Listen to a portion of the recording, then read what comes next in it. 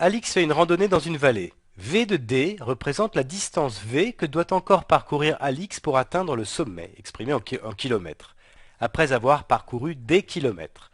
Alors Alix est en train d'escalader un sommet, hein, et V de D, ça représente la distance qu'elle doit encore parcourir jusqu'au sommet quand elle a parcouru déjà des kilomètres.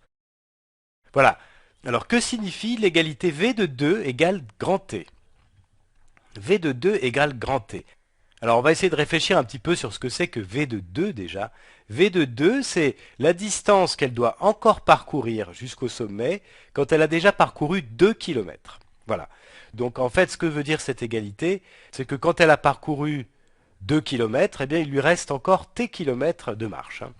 Alors on va lire les réponses proposées. La première, la distance que doit encore parcourir Alix pour atteindre le sommet est la même après 2 kilomètres et après T kilomètres de marche.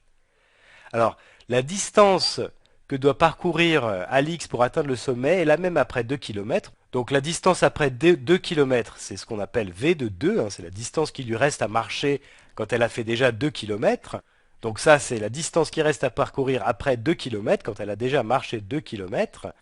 Et par contre, la distance qui lui reste à parcourir après T kilomètres de marche, eh bien c'est V de grand T, hein. V de grand T, ça c'est la distance qu'il lui reste à parcourir une fois qu'elle a marché T kilomètres. C'est la définition de V, hein. Donc, si on veut traduire cette phrase-là par une équation, en fait, ça sera V de 2, qui est la distance qu'il lui reste à parcourir après 2 kilomètres, est la même, donc est égale à la distance qu'elle doit parcourir après T kilomètres de marche. Donc ça sera V de T. Donc l'égalité que veut exprimer cette phrase-là, eh bien c'est V de 2 égale V de T. C'est pas du tout ce qu'on nous a donné ici. Donc je ne vais pas prendre cette réponse-là, c'est pas la bonne. Maintenant, on va regarder la deuxième. Après avoir parcouru T kilomètres, Alix doit encore parcourir 2 kilomètres pour atteindre le sommet. Alors on va réfléchir un petit peu là-dessus.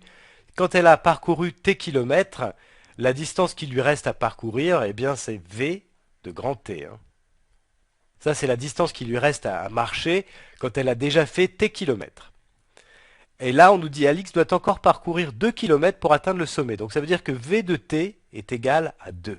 V de T est égal à 2. Ça, c'est ce que dit cette phrase-ci. Donc c'est pas du tout la même chose. Nous, on n'a pas V de T égale 2, on a V de 2 égale T. Donc ça, c'est pas la bonne réponse non plus. Je ne vais pas la choisir. Alors, il nous reste cette dernière, espérons que ce soit la bonne. Après avoir parcouru 2 kilomètres, Alix doit encore parcourir T kilomètres pour atteindre le sommet. Après avoir parcouru 2 kilomètres, alors après avoir parcouru 2 kilomètres, on peut exprimer la distance qui lui reste à parcourir, hein, ça sera du coup V de 2 par définition, hein.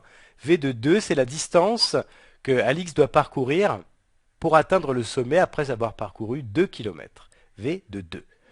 Et donc ce que nous dit cette phrase, c'est que Alix doit encore parcourir T kilomètres pour atteindre le sommet. Donc la distance qu'elle doit encore faire après avoir parcouru 2 kilomètres, c'est V de 2, et on nous dit que ça doit être égal à T kilomètres. Donc l'équation qu'on a ici, la relation qui est exprimée ici, dans cette phrase-là, eh bien c'est celle-ci, V de 2 égale T. Et là, effectivement, c'est la bonne réponse, puisque on retrouve bien cette égalité qui est donnée ici.